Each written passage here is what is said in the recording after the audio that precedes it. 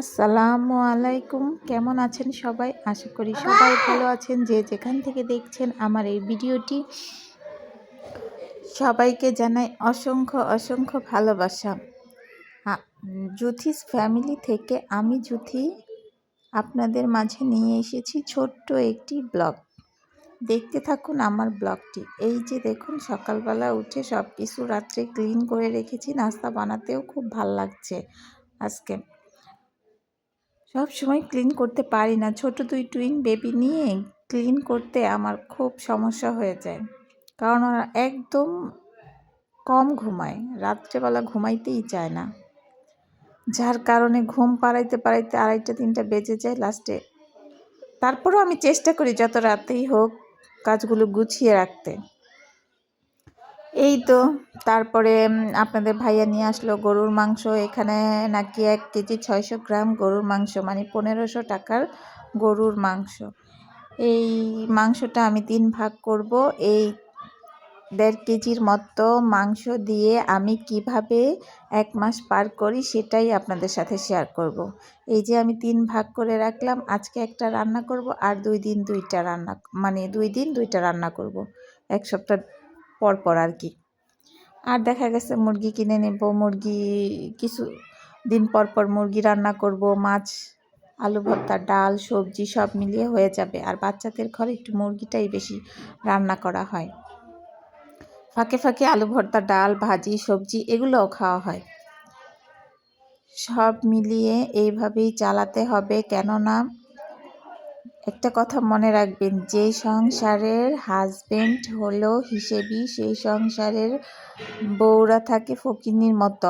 আর যে সংসারে বউরা হিসেবি, সেই সংসারে হাজবেন্ডরা থাকে রাজার মতো। আমাদের মহিলাদের হিসেব করেই চলতে হবে। স্বামীর ইনকাম মানে কম হোক, যেমনই হোক, মানে মহিলারা যদি হিসেব করে চলে অবশ্যই সংসারটা সুন্দর হবে। আমরা 6 জন আমাদের সংসারে 6 জনের সদস্য, ইনকাম করে আমার হাজবেন্ড একাই। তো আমাদের তো একটু হিসাব করে চলতেই হবে।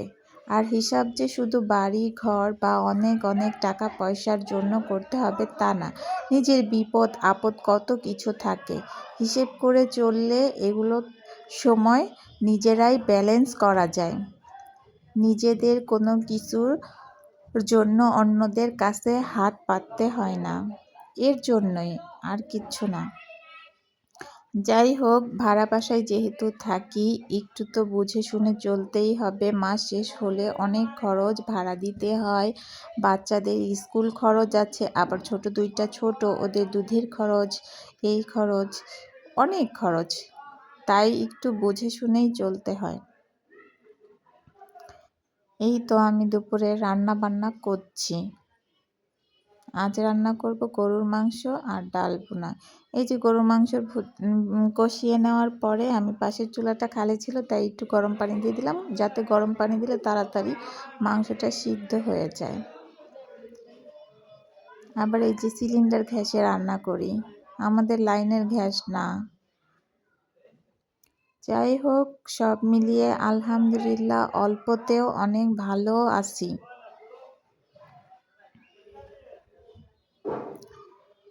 মাশাল্লাহ মাশাল্লাহ, বাচ্চা কাচ্চা নিয়ে সব মিলিয়ে ব্যালেন্স করে চলতে পারছি, তাই ভালো আছি। এই যে ছোট 2টা পিচ্চিকে ভাত দিয়ে বসিয়ে দিছি, যাতে ওরা আমাদের খাওয়ার সময় কোনো ডিস্টার্ব না করে, কারণ ওরা নিজের হাতে খাইতে চাইতেছে। আমার হাতে ওদেরকে পরে খাওয়াই দিব আর কি, যখন আমাদের খাওয়া শেষ হয়ে যাবে। বুঝতে পেরেছেন?